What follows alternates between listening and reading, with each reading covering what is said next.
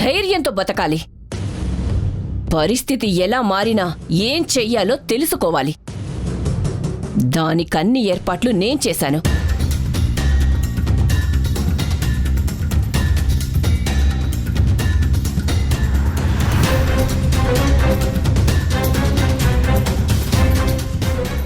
రండెస్ఐ గారు, మీ గురించి అందరం చూస్తున్నాం. ఆ లెటర్ ఎక్కడుంది మేడం? ఇదిగోండి. అక్కడ మీరు ఆశ్రమంలో చూపించిన లెటర్, ఇక్కడ మాకు దొరికిన లెటరు ఒకేలా ఉన్నాయి. మీరే చెక్ చేయండి.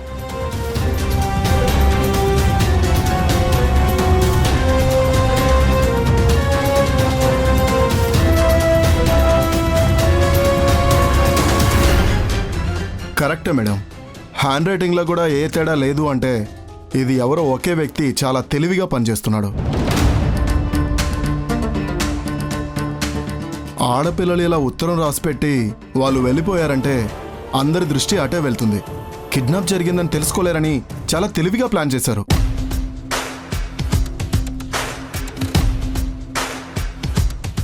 ఈ క్రిమినల్ ఎవరో గాని చాలా మేధావి, పక్కా ప్రొఫెషనల్ అయి ఉండాలి. వాడు ఎంతటి వాడైనా, ఎంత తెలివైన వాడైనా సరే తప్పించుకోవడానికి వీల్లేదు. ఇది ఆడపిల్లలకు సంబంధించిన విషయం. ఆ పిల్లలకి ఏమీ కాకూడదు. వాడు మాత్రం కటకటాలు పాలవ్వాలి. చూడండి సేగారు, మా ప్రయత్నాలు మేము చేస్తున్నాం. కానీ మీ డిపార్ట్మెంట్ తలుచుకుంటే నేరస్తుల్ని పట్టుకోగలరు అనే నమ్మకంతో మొదటిసారిగా ఈ కేసును మీకు అప్పచెప్తున్నాం. తొందరగా ఈ కేసును ముగించండి. తప్పకుండా సార్. కిడ్నాప్ అని మాకు పూర్తిగా కన్ఫర్మ్ అయింది. నేరస్తుడు ఎంత తెలివైన వాడైనా ఏదో ఒక చిన్న క్లూ వదిలేస్తాడు. దాంతో మాకు దొరుకుతాడు.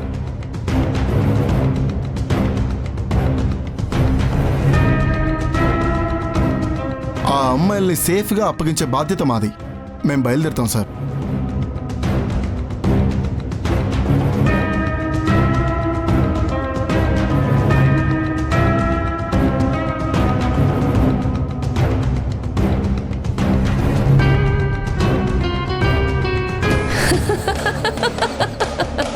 ఏంటి మేడం నవ్వుతున్నారు? పోలీసుల ఎంక్వైరీ ఎలా ఉంటుందో మాకు బాగా తెలుసు. వాళ్ళకి అనుమానం వచ్చిందంటే అన్ని చోట్ల వాళ్ళు వెతకడం మొదలు పెడతారు. ఖచ్చితంగా మనం దొరికిపోతాం. ఇలాంటి విషయాలు తప్పించుకోవడం చాలా కష్టం. అవును మేడం, ఇన్ని రోజులు ఎంతో తెలివిగా కిడ్నాపులు చేశాం. ఆడపిల్లలు ఇంట్లోంచి వెళ్ళిపోయారేమో అని పేరెంట్స్ కూడా పట్టించుకోలేదు. కొంతమంది పరువు పోతుందని కంప్లైంట్ కూడా చేయలేదు. అందుకే మనం సేఫ్గా ఉన్నాం.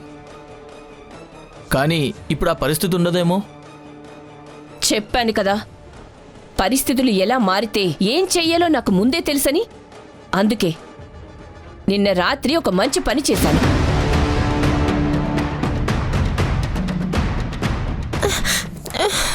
ఇదే మీకు ఆఖరిసారిగా చెప్తున్నాను. మర్యాదగా మమ్మల్ని వదిలేయండి. మేము మీ గురించి చెప్పము. మా మురారి అన్నయ్యకి మీరు దొరికారంటే మిమ్మల్ని వదిలిపెట్టడు. బాగా ఆలోచించుకోండి.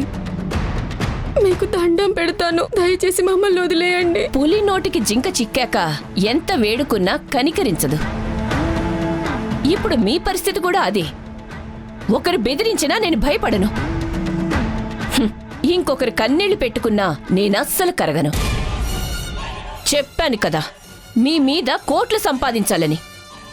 మీ ఒంట్లో ఉన్న అవయవాలకు అంత విలువ ఉన్నప్పుడు అంత తెలివి తక్కువగా నేనెలా వదిలేస్తాను? ఇంక మురారి అంటావా? వాణ్ణి ఎలా ఇరికించాలో ఏం చెయ్యాలో నాకు తెలుసు.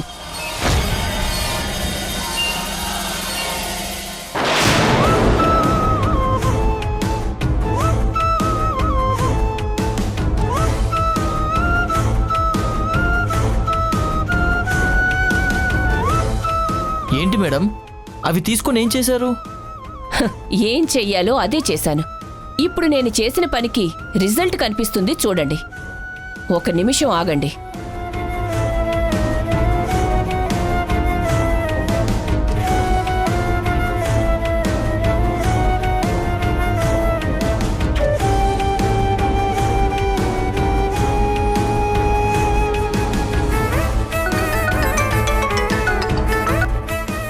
హలో, నమస్కారం ఎస్ఐ గారు. అమ్మాయిలు కిడ్నాప్ అయ్యారని మీరు వెతుకుతున్నారు కదా, అది ఎవరు చేశారో నాకు తెలుసు. కారాపు. ఎవరు మీరు? ఎక్కడి నుంచి మాట్లాడుతున్నారు? క్షమించండి సార్, నా పేరు వివరాలు మీకు చెప్పలేను. అవి బయటపడితే నా ప్రాణానికే ప్రమాదం ఉంది. ఆ కిడ్నాప్ చేసింది ఎవరో కాదు, అమ్మవారి పల్లెలో ఉన్న మురారి. అతని కారులో వాటికి సంబంధించిన ఆధారాలు కూడా ఉన్నాయి. అవన్నీ నేను చూశాను. అందుకే నన్ను చంపడానికి మనుషుల్ని పంపించాడు. నేనొక చోట అజ్ఞాతంలో దాక్కుని ఈ విషయం మీకు చెప్తున్నాను. వెంటనే మీరు అతని కార్ చెక్ చేస్తే అందులో మీకు ఆధారాలు దొరుకుతాయి. అసలు నేరస్తుడెవరో మీకే తెలుస్తుంది.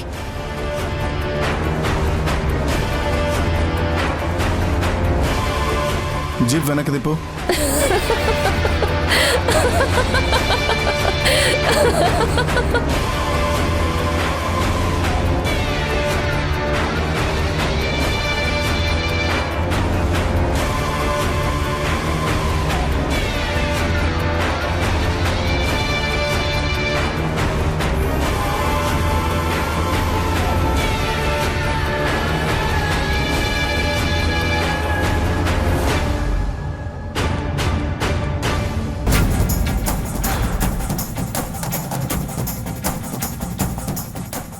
ఏంటి ఎస్ఐ గారు మళ్ళీ వచ్చారు?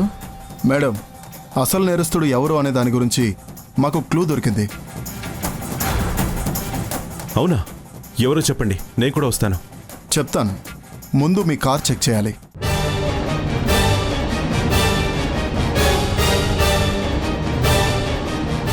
ఏం మాట్లాడుతున్నారు సార్? ఏ ఊరొచ్చి ఎవరి గురించి మాట్లాడుతున్నారు? మా కార్ చెక్ చేయడం ఏంటి? మాకు ఇన్ఫర్మేషన్ వచ్చింది మేడం, అందుకే ఈ కార్ చెక్ చేయాలి.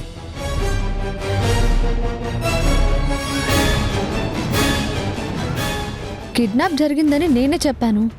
అలాంటిది మీరు మా కార్ చెక్ చేస్తానంటున్నారేంటి? ప్లీజ్ మేడం, తప్పు చేయనప్పుడు భయపడాల్సిన అవసరం లేదు కదా. ముందు మా ఫార్మాలిటీస్ని మమ్మల్ని ఫినిష్ చేయనివ్వండి. మీరు ఎందుకు అనుమానపడుతున్నారో నాకు తెలీదు, కానీ ఇక్కడ తప్పు జరగదు. ఇది అమ్మవారి పల్లె, మా కుటుంబం అని మర్చిపోకండి. వెళ్ళి చెక్ చేయండి.